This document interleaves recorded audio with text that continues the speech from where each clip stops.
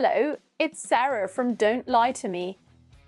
What if I told you that the same companies who screamed from the rooftops that their artificial intelligence was too powerful and too dangerous to be trusted are now telling the government that same intelligence is too big to fail?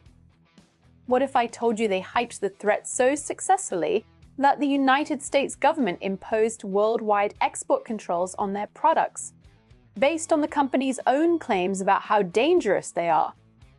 And what if I told you that while they were telling the government to ban their competitors' products, they were simultaneously losing tens of billions of dollars and quietly laying the groundwork for a taxpayer bailout? Because that is exactly what is happening right now, and almost nobody is talking about it. Let me walk you through it. Act 1. The hype. Anthropic, one of the biggest AI companies in the world, told anyone who would listen that their new model, called Mythos, was so powerful it had discovered dangerous zero-day cybersecurity exploits on its own. They built their entire marketing strategy around how scary their product was. They testified before Congress about the dangers. They published safety reports emphasizing how powerful their models had become. And the government listened. On June 12, 2026, the Commerce Department ordered Anthropic to disable its two most advanced models, Fable 5 and Mythos 5, worldwide. No notice, no warning. Every foreign national was cut off overnight. For 19 days, from June 12th to June 30th, Anthropic's most advanced models were dark. Trump signed an executive order requiring 30 days of government vetting before any advanced AI model could be released. Think about that. The government now decides if your software is allowed to exist. Here's the kicker. The government imposed these controls based on the company's own claims about how dangerous their products were, and Anthropic hyped Mythos as a weapon, so the government treated it like a weapon. The companies marketed their products as weapons, the government believed them, and now those companies can't sell those weapons to most of the world. Now you might be thinking, well, the products must be pretty incredible to justify all that. They must be revolutionizing industry. They must be generating massive value. An MIT-linked study found that 95% of generative AI pilot programs fail to generate any meaningful business impact. 95%. BCG found that 74% of companies struggle to scale any value from AI initiatives at all. The products don't work as advertised, not sometimes, almost always. So the companies told us their products were weapons. The government treated them like weapons. But the products are actually just expensive toys that mostly don't work. Act 2, the money. OpenAI lost $38.5 billion in 2025. That is not a typo. $38.5 billion. On revenue of $13 billion. They spend $1.69 for every dollar they earn. Think about that. If you spent $1.69 for every dollar you made, how long would you last? They're projected to lose another $14 to $17 billion in 2026. They have committed to $1.1 trillion in infrastructure spending between now and 2035. $1.15 trillion. They're losing money faster than they can burn it, and they've promised to spend over $1 trillion more. Where is that money coming from? This is where it gets really good, the circular money loop. Nvidia invests $100 billion in OpenAI. OpenAI uses that money to buy Nvidia chips. Microsoft owns equity in OpenAI and takes 20% of their revenue. OpenAI owes massive cloud computing commitments to Microsoft. CoreWeave borrows billions to buy Nvidia GPUs, then rents them to OpenAI. OpenAI might not be able to pay. If OpenAI can't pay CoreWeave, CoreWeave defaults on $40 billion in debt. Bloomberg called it circular deals. A Vanderbilt academic paper called it an interlocking liability structure. I call it a Ponzi scheme with extra steps. CoreWeave owes over $40 billion in high-interest debt. 25% of their revenue goes just to paying interest. Not the debt, just the interest. Microsoft is 62 to 70% of CoreWeave's revenue. One customer. If that customer can't pay, the whole thing collapses.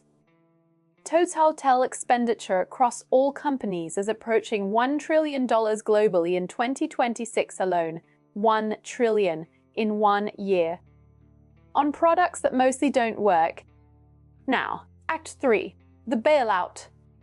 In November 2025, OpenAI's Chief Financial Officer, Sarah Frier, publicly floated the idea of a government backstop for data center financing. She literally suggested taxpayers should underwrite their infrastructure costs. After massive backlash, she walked it back.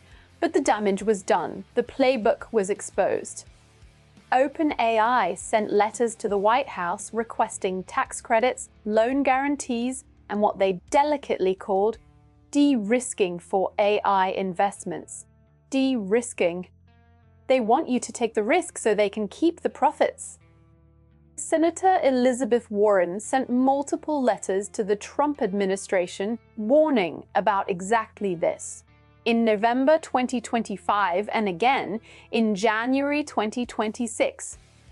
Then in July 2026, OpenAI proposed giving the Trump administration a 5% equity stake.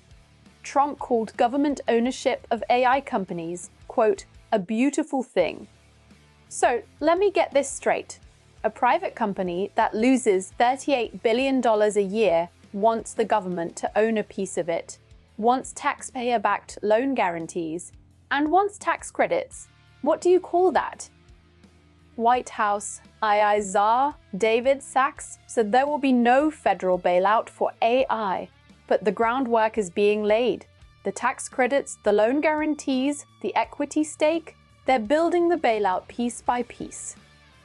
The Open Markets Institute published a report called No Bailouts for Big Tech Billionaires. The American Prospect ran a story titled OpenAI is maneuvering for a government bailout. This isn't conspiracy theory, it's reported fact.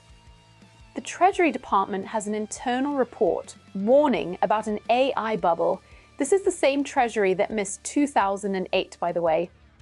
Now here's the part that should really make you angry. Act 4. While all of this is happening, these same companies are actively lobbying the government to ban their competitors. OpenAI and Anthropic spent a record $3.17 million on federal lobbying in the second quarter of 2026 alone, up 23% from the previous quarter. OpenAI lobbied the United States government to ban DeepSeek, a Chinese open-source AI model from allied nations. They called Chinese models state-subsidized and state-controlled. The irony is apparently lost on them. OpenAI, which was valued at hundreds of billions with backing from Microsoft and the Pentagon, calling a competitor state-subsidized. The Trump administration is now reviving a push to ban Chinese AI models entirely, following the launch of a model called Kimi K3 in July. The White House accused foreign entities of industrial-scale campaigns to steal from American AI companies. Now, here is the paradox that should make everyone's head explode. The models you can inspect, the open source ones, the ones where anyone can look at the code and verify what they do, those are being banned. The models you can't inspect, the closed source ones, where the company controls everything and nobody can verify what's happening inside, those get Pentagon contracts. DeepSeek is banned. Anthropic is blacklisted by foreign governments. OpenAI has a Pentagon deal. You figure out who the good guys are. And the ban backfired spectacularly. DeepSeek raised $7.4 billion after their export controls. Chinese labs cut prices sharply. Demand for Chinese models overtook American models on some platforms. Because open source models can be run locally, on your own computer, making them nearly impossible to enforce a ban against. The government is trying to outlaw math that's already been downloaded. Some tech firms actually signed an open letter urging the government not to restrict open source AI. But the companies pushing the bans are the same ones losing billions and angling for your tax dollars. So let me put this all together for you. These companies told us their products were weapons. The government treated them like weapons and banned them from most of the world. Then they told the government to ban anyone who might compete with them, especially the ones whose code you can actually inspect. All while losing tens of billions of dollars a year on products that don't work 95% of the time. And now they want you, the taxpayer, to foot the bill. Senator Warren said it best. We have seen this before. Take on enough debt, make enough risky bets, and then demand a taxpayer bailout. 2008 all over again, except this time the banks are tech companies. They told us AI was too powerful to be trusted. Now they're telling us it's too big to fail. Both can't be true, and I bet neither is. If you want more content like this, hit subscribe and ring the bell so you actually see it. Give it a like. It helps the channel more than you know. And tell me in the comments, do you think the government will bail out these AI companies? Because I think we all know the answer. All sources are in the description. Click through and read them for yourself. Don't just take my word for it. I'm Sarah, and they're lying to you. Take care of each other.